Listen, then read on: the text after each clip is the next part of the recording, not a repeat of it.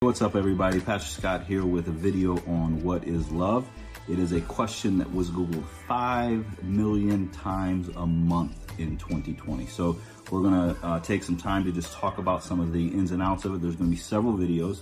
If you wanna see those videos, hit like or subscribe below, and then you'll get connected every time we come with a new video. So what is love? Well, first thing we got to do is start with the fact that it is not just an emotion. It is more than an emotion. It has to be, because if it was just an emotion, then sometimes we would find ourselves not loving people, even though we're supposed to love those people.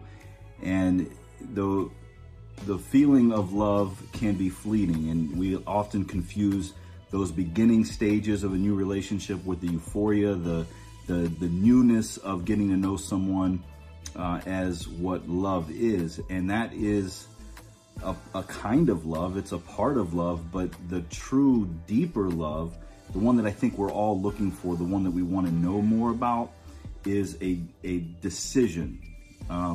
Actually, if you look up the word love, it's a verb. It's not anything else. So when you have a verb, it's something that you do, right? And Jesus tells us that the greatest commandments were to love God and then to love your neighbor as yourself. And later Paul tells us that the whole law of God is kept in this, that we love our neighbor as ourselves. And when Jesus was talking about loving our neighbor as ourselves, he said there was somebody that wanted to find out what he meant by that. And so they were trying to test him, and they said, well, who is my neighbor? And this is where we get the story of the Good Samaritan, right? So if you're not familiar with the story, what happens is there's a man, he's traveling along the road. He has some thieves come along, they beat him up, leave him for dead, and they take all of his money. And 3 religious people pass by and don't do anything to help him.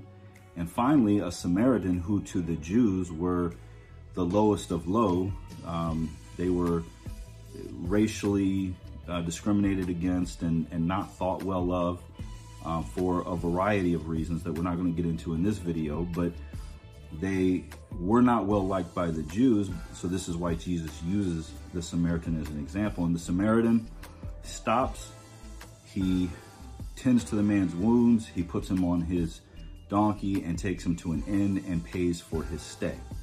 Now, this man didn't know the man that was beaten. The Samaritan didn't know him. He didn't have any relationship with him, and yet he did this for him as a show of love. That's Jesus' point. He's loving this man. And the question that Jesus asked, well, who was the neighbor to this man? And the people had to say the Samaritan. So love is what we do, not so much what we feel.